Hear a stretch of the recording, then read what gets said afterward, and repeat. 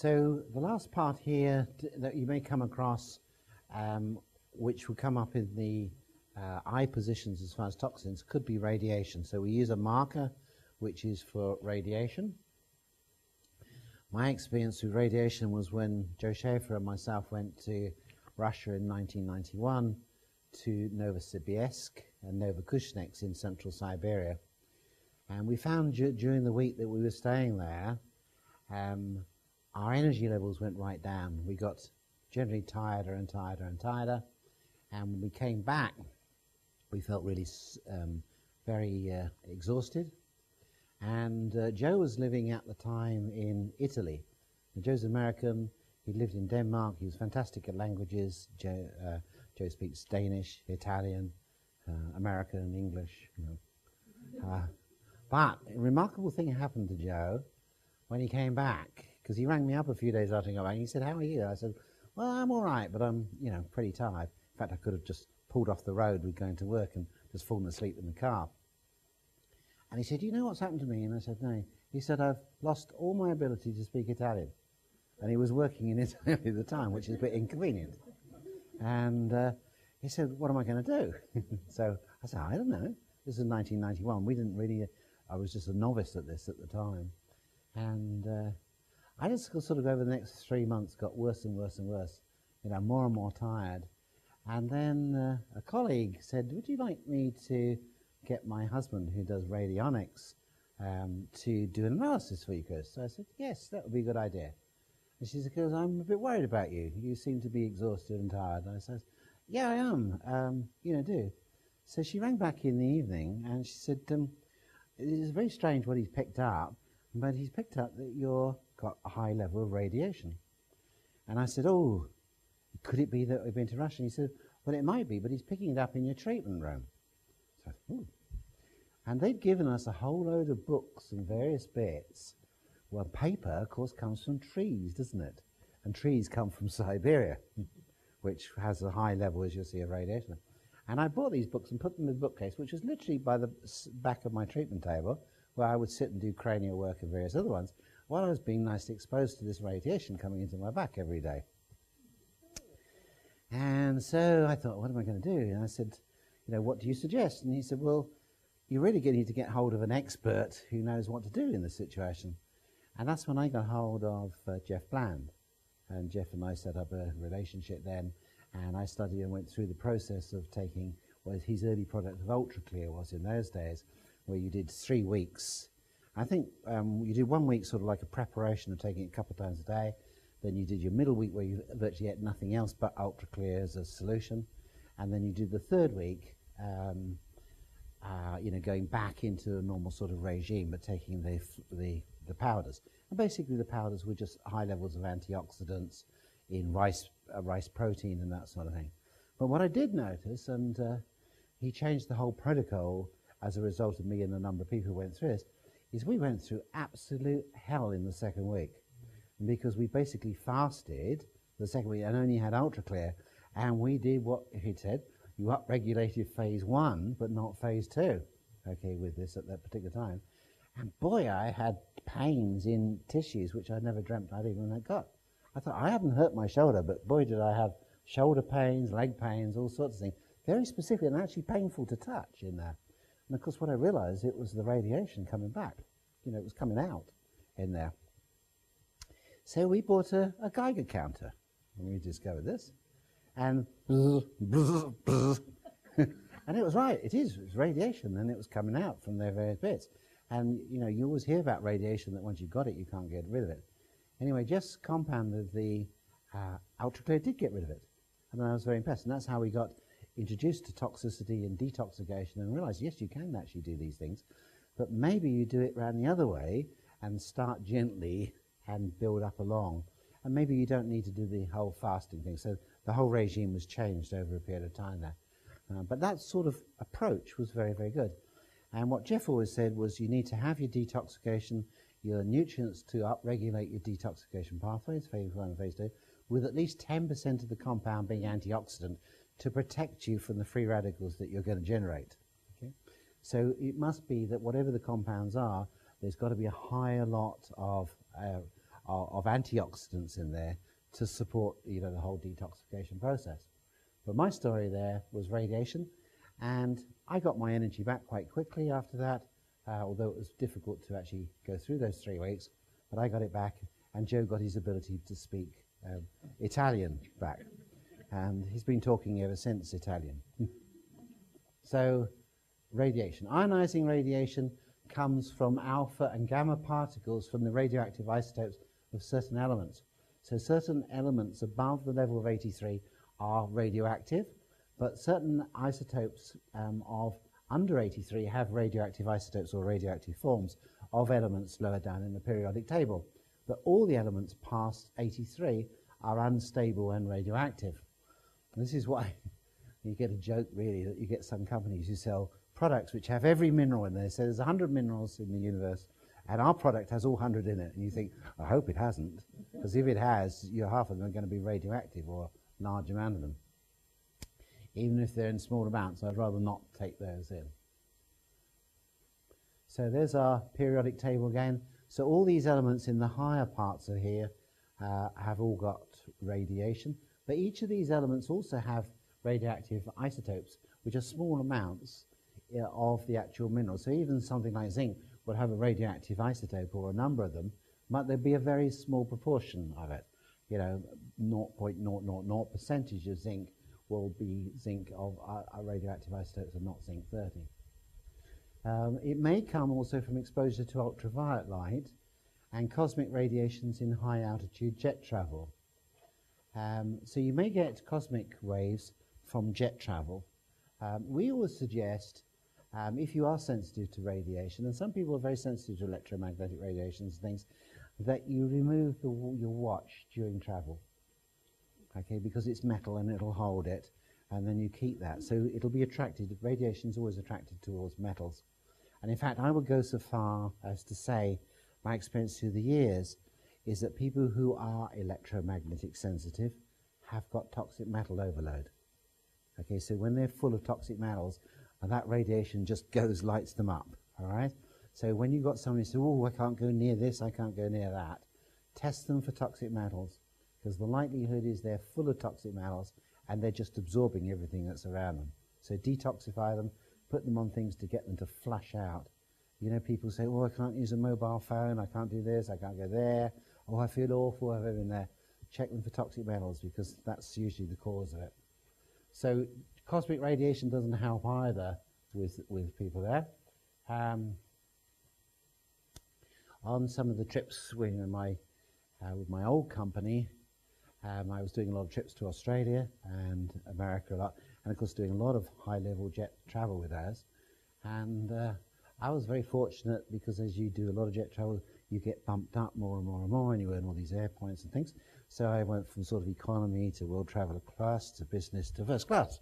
And when you've been used to going into first class and turning left as the door, you get used to it. You won't travel in any other way in that. So as you get back, you then get to know what is your seat. You know, that's my seat over there, you know. And so I would, if you were really the top knob and you traveled to Australia regularly, that was his seat and that was my seat, you know. And you had number 1 or number 2 on the way back. And then I spoke to a pilot who was a patient of mine. And he said, how do you travel exactly? So I explained, I go first class, occasionally. And he said, where do you sit? So I said, oh, number 1 or number 2. And he said, don't sit there. So I said, why not? He said, we're above.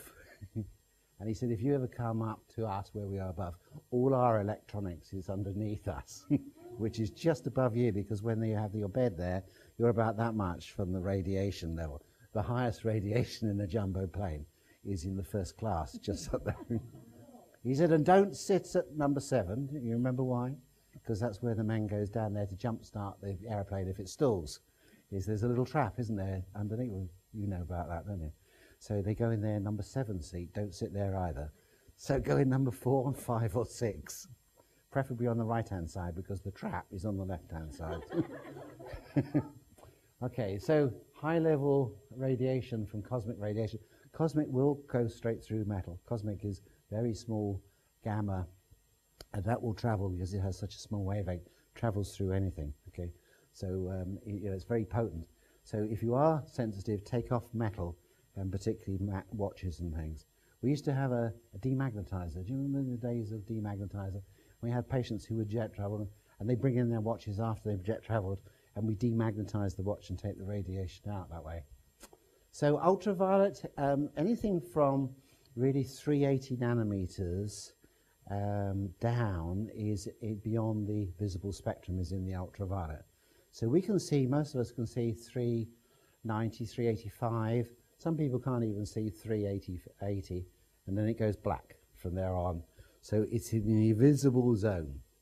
So that's called ultraviolet. And then down to, from about 380 down to 300 is UVA, which is quite damaging if you get a lot of it, particularly if you sit out in the sun for a long time and it's high up.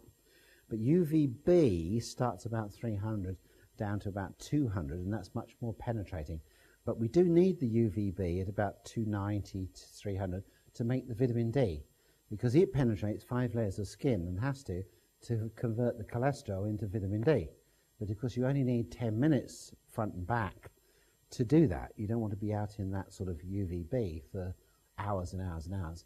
And once you go below 200, then you get into UVC, which is really damaging. But luckily most UVC is taken out by the ozone layer, if we have got one. Okay. Okay, so cosmic radiation, of course, you're up there, and that's where all these rays are much more. So you're exposed to them much more. And I think it's a large part of what messes the pineal glands up in pilots. You know, most of them have real big sleep problems, not because of the jet travel, it's because of the height and the ray, because the pineal is messed up by the exposure to radiation. You know, and light and dark are the main things that switch the pineal gland on and off. But when you've got all that radiation from outside and all the electronics in the aeroplane, you know, the pineal doesn't know where it is in the end. So positive meridian will negate, that will be your definitive meridian, with the radiation node, which is basically a composite of all the radioactive material, radioactive isotopes, and identify the causative element if necessary. But there's a beautiful point of vol, and vol is spleen 4. Now, I got this the other day with a girl who was telling me about, well, she came in and I said, how are you? And she said, well, I've got gut problems a bit. She said, I'm really tired in the last 3 weeks. And she said, my feet ache. And so we said, oh, right. So we went through her, and she showed up to radiation. And I said, oh, radiation. She said, yeah, I think it's the house that I'm working at. She was a nanny, or is a nanny, and she said, I'm sure it's got a lot of geopathic stress. She said, I always feel bad in there, you know, more than any other house and so on. So I had to go and said, does this hurt? And it's on the bit here between the first metacarpal here and the navicular joint. Okay, there, spleen 4. And boy, when I touched that, she nearly left the table. Okay, now I said, no wonder your feet hurt. And she said, yeah, I had no idea on that. And if you give that a really good rub, you'll find then that it does help if you can do nothing else, is to rub that acupuncture rub. So many years ago, we went to an island in Hawaii. We had a Board of Examiners meeting on an island in Hawaii called Lanai. And this is off the coast of Maui, Lanai. And the Hawaiians wouldn't live there. So some clever Americans bought most of this island and turned it into a pineapple plantation and put a really, really nice hotel where we had our sort of conference there. But we could never understand why no Hawaiians went there, you know, as if they knew something or two. And it was really, you know, heavy. You just felt tired the whole time. And I got myself tested. I leant against one of the rocks because it's all volcano. The islands are volcanic. So I leant against it. So just test my arm, boom, boom, against the rock. So at that time, we got our examining board. We're having the meeting. And some of you probably know John T., who started Touch for Health and things. And he was on the exam board at the time. I said, John, come, let me just check you against this rock. And of course, he did the same thing. Went there. And he said, does it mean I'm allergic to the rock, Chris? I said, no, it's got radiation pouring out of it. He said, oh, hell. And the whole island, of course, was radioactive, which is why the Hawaiians wouldn't stay there and grow anything, because they knew it was not a good one. They just said the gods, they're bad, it's full of bad gods, they said. But that was radiation coming out. All islands in the oceans are volcanic and they're radioactive. Okay, so remember that when you go to the Caribbean for your winter holidays and the Canary Islands and the Pacific Islands, they're all volcanoes. Even if they haven't blown up for thousands of years, radiation doesn't worry about a couple of thousand years here or there. It's there just the same. So you will find a much higher level, and you think, oh, I'm so relaxed when I'm on holiday. It's unbelievable. Because all you want to do is sleep the whole time there. And if you notice, the spiders get bigger, don't they? And the lizards are big. Everything's big on these islands. Right. So how to detoxify? Chlorella, again, is a very good one. They used this a lot after the Hiroshima bombs, and it was a great detoxifier of radiation in Japan. Coriander spice, we find, is excellent. Again, detoxifies most things, but coriander spice certainly is very good. Smart vitamin C, which is our all-round vitamin C complex. So smart means it's got part of the food compounds that really have the active ingredient of vitamin C, because ascorbic acid actually isn't the major part of vitamin C. Ascorbic acid is the protective part of vitamin C. The real vitamin of vitamin C is called tyrosinase, or an enzyme which converts tyrosine into L-DOPA, which is a copper-dependent enzyme. And that enzyme is present in shiitake and reishi mushrooms and in beetroot, providing they're organic, of course, in there. And also, we put in rutin, which is a bioflavonoid, which is great against radiation. Royal E talks a lot about that as far as rutin, which is from buckwheat, isn't it, rutin? Turmeric, we met turmeric before. Great king of the detoxifiers, really, and of everything, phase 1, phase 2, brain regeneration, everything is turmeric. And yarrow.